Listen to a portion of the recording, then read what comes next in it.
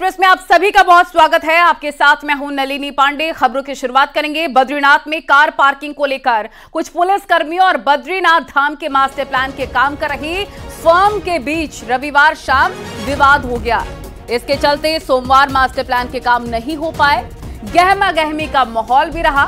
गौरतलब है कि प्रधानमंत्री कार्यालय की देखरेख में बद्रीनाथ धाम में मास्टर प्लान के तहत कई काम हो रहे हैं, जिनमें धाम की रोड का चौड़ीकरण और बड़े पैमाने पर सौंदर्यीकरण का काम शामिल है। मास्टर प्लान के काम गावर कंस्ट्रक्शन लिमिटेड कर रही है। आरोप है कि रविवार शाम को पुलिस की एक गाड़ी कंस्ट्रक्शन साइट के पास खड़ी थी, जिसकी सूचना प्रोजेक्ट मैनेजर ने ट्रैफिक इंस्पेक्टर को दी। प्रोजेक्ट मैनेजर का आरोप है कि इससे गुस्साए पुलिस कर्मियों ने उनकी जमकर पिटाई कर दी। उधर एसडीएम का कहना है कि प्रशासन अपने स्तर पर पूरे मामले की जांच करवा रहा है और उसके पास जो भी उचित होगा वो एक्शन लिया जाएगा।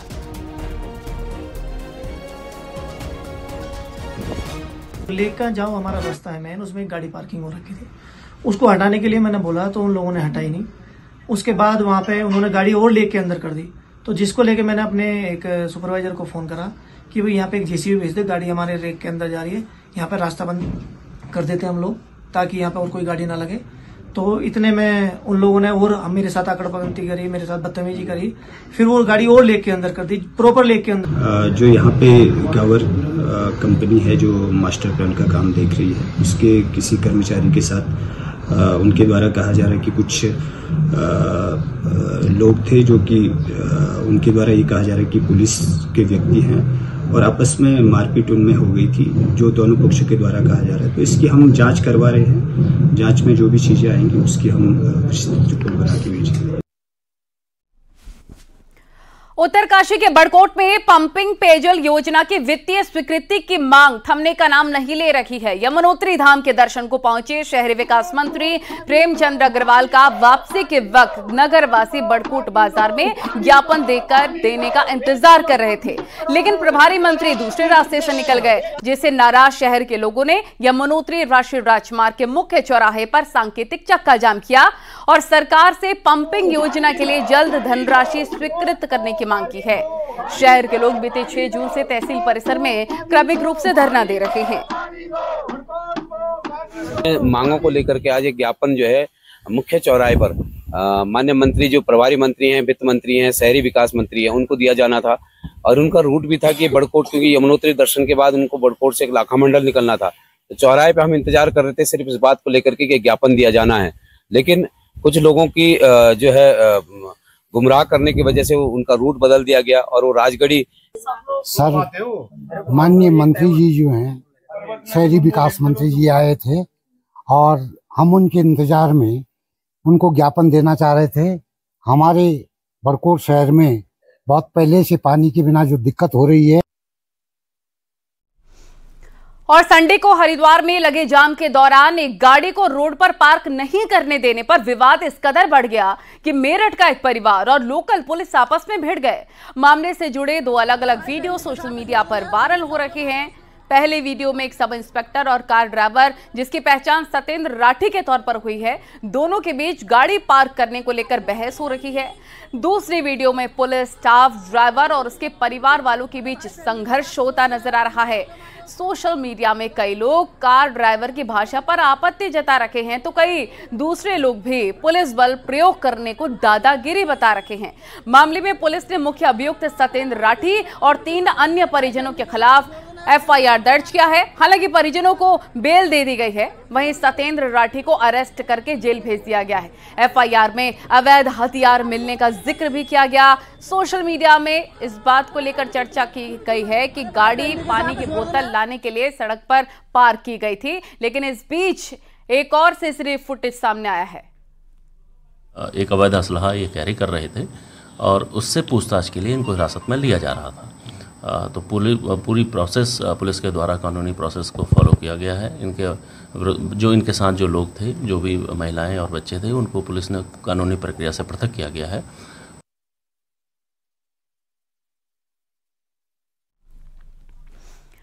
गंगा दशहरा के मौके पर रविवार को हरिद्वार में कई किलोमीटर लंबे लगे जाम के फोटो और वीडियो सोशल मीडिया पर खूब वायरल हो रहे हैं। लोग हरिद्वार के पुलिस और जिला प्रशासन को कोसने में कोई गुरेज नहीं कर रहे। दरअसल गंगा दशहरे के मौके पर हरिद्वार में लाखों लोगों की एक साथ भीड़ उमड़ गई। जाम और गर्मी के बीच यात्री और लोकल दोनों काफी परेशान रहे। जाम के झाम से हरिद्वार को मुक्ति कब मिलेगी, ये सवाल उठ रहा है। क्या चारधाम की तर्ज पर हरिद्वार में भी यात्रियों की संख्या सीमित किए जाने की जरूरत है? इस पर प्रशासन चुप्पी साधे हुए है। अलबत्ता डीएम का कहना है कि एक कॉरिडोर की योजना पर काम चल रहा है। उम्मीद की जानी चाहिए कि आने वाले सालों में स्थिति सुधर जाएगी। कॉरिडोर की जो विकास की बात अभी चल रही है, जो माननीय मुख्यमंत्री जी का ड्रीम प्रोजेक्ट है, तो इसीलिए इन चीज़ों को इनकॉर्पोरेट करने के लिए कैसे जाम की समस्या से लोगों को निदान दिलाया जाए, तो उसमें ट्रैफिक की इस महत्वपूर्ण पहलू को भी इसमें सम्मिलित किया गया है।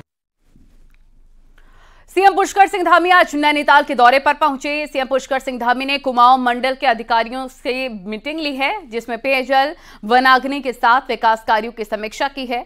सीएम धामी ने भी बढ़ते तापमान पर चिंता जताई।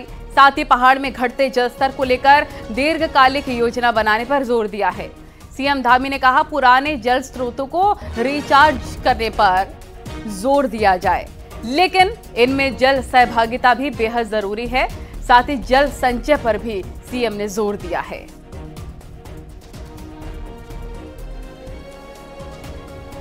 सब लोगों के लिए ये जिस प्रकार से तापमान बढ़ रहा है, जिस प्रकार से हमारे आज ग्लोबल वार्मिंग हो रही है, पर्यावरण हमारा लगातार कम, उसका स्वच्छता का जो रेट है वो कम होता जा रहा है। हमारे धारे, नौले, स्रोत, गाड़, गधेरे लगातार सूख रहे हैं। तो उसके लिए हमने राज्य सरकार की तरफ से वाटर रिजुनेशन बोर्ड ऐसा बनाने का भी काम शुरू किया है। उसके तहत जो हमारे इस प्रकार के पुराने स्रोत हैं, गाड़, गधेरे हैं, वो कैसे पुनः रिचार्ज हों, अधिक से अधिक हमारा वृक्षारोपण हो और जन सहभागिता इसमें हो। जल संरक्षण और जल संचय को लेकर अभी हमने राज्य के अंदर इसकी शुरुआत की है। और अब बात मौसम की कि दशकों बाद इस बार पहाड़ आग उगल रहा है। हालात ये हो गए हैं कि यहां पर पारा 35 डिग्री के पार पहुंच चुका है। पहाड़ों में तेजी से बढ़ता पारा एक साथ कई दिक्कतों को आमंत्रित कर रहा है, जिसकी कीमत आने वाले दिनों में चुकानी पड़ सकती है।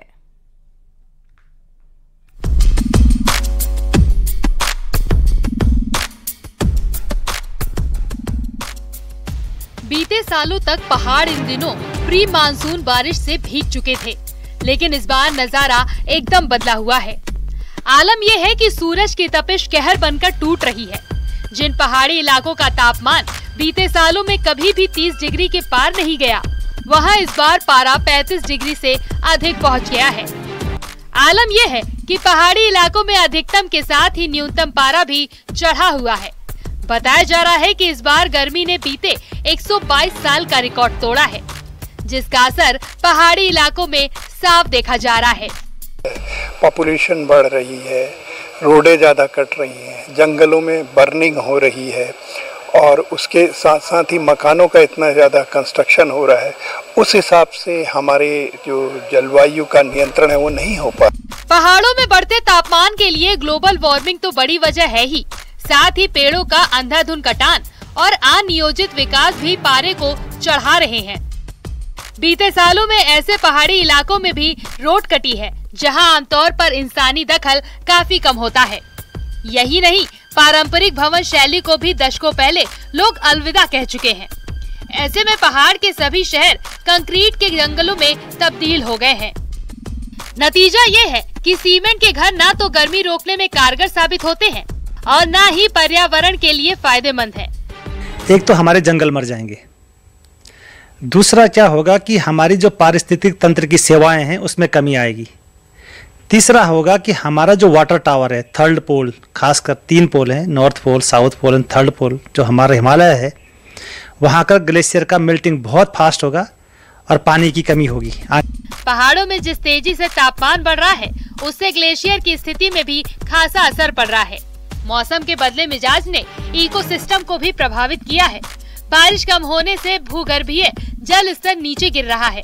वहीं पारा चढ़ने से ग्लेशियर के गलने की रफ्तार भी बढ़ रही है। अल्मोड़ा से किशन जोशी के साथ पिथौरागढ़ से विजयवर्धन उप्रेती की रिपोर्ट।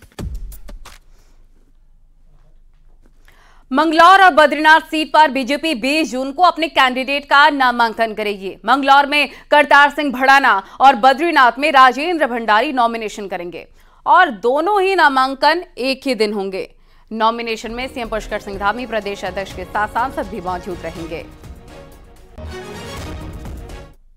जो सूचना आई है कि दोनों नामांकन एक ही तारीख को होने वाले हैं, तो उसी के हिसाब से प्रोग्राम बन रहा है।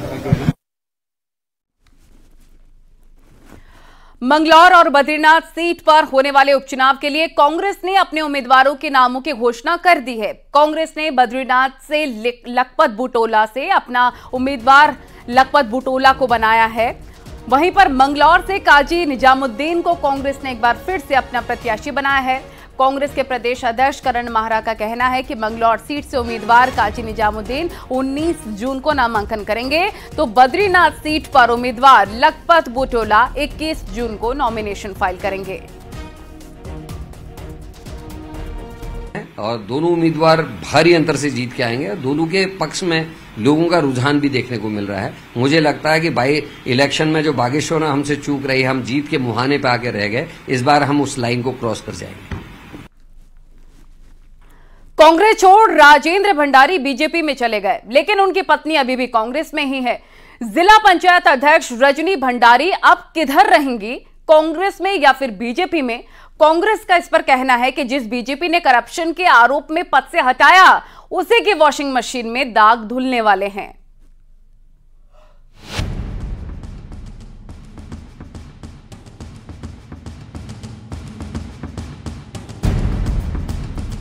कांग्रेस के विधायक रहे राजेंद्र भंडारी बद्रीनाथ से अब बीजेपी के उम्मीदवार हैं। लेकिन अब सवाल है कि चुनाव में उनकी पत्नी रजनी भंडारी किसका साथ देंगी, बीजेपी में अपने पति का या फिर अपनी पार्टी कांग्रेस का, और भविष्य में रजनी भंडारी किस पार्टी में रहेंगी? राजेंद्र भंडारी का कहना है कि उन्हें भी बीजेपी में ही समझिए। नहीं, ये तो बोलने की बात है। जहाँ मैं हूँ वहाँ मेरी पत्नी है, तो अलग अलग रहने का तो कोई सवाल ही नहीं होता। ये तो विपक्षियों का लगाया हुआ आरोप है, तो चलाते रहते हैं, ऐसी बातें बोलते रहते हैं, इसमें कोई दो राय की बात नहीं। रजनी भंडारी चमोली की जिला पंचायत अध्यक्ष हैं। इसी कार्यालय में घपले की जांच के बाद सरकार ने उन्हें पद से हटाया। फिर हाईकोर्ट जाकर रजनी भंडारी को कुर्सी मिली। इसी बात पर कांग्रेस सवाल खड़े कर रही है। कांग्रेस का आरोप है कि क्या बीजेपी अब उन्हें जेल डालेगी या फिर बीजेपी की वॉशिंग मशीन में दाग धुल जाएंगे?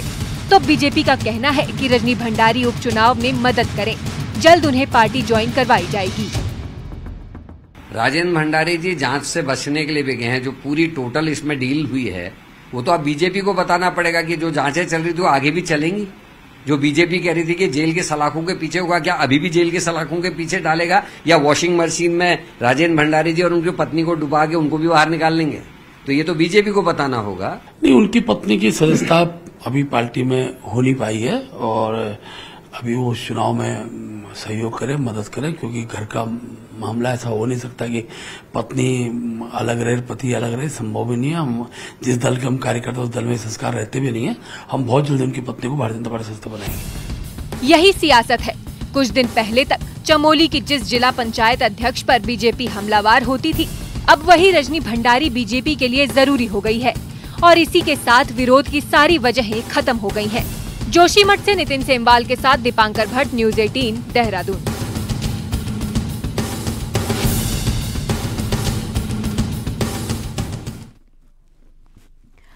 और आज पूर्व सीएम भगत सिंह कोश्यारी का जन्मदिन है। वहीं सीएम पुष्कर सिंह धामी ने भगत सिंह कोश्यारी को उनके आवास पर जाकर शुभकामनाएं दी।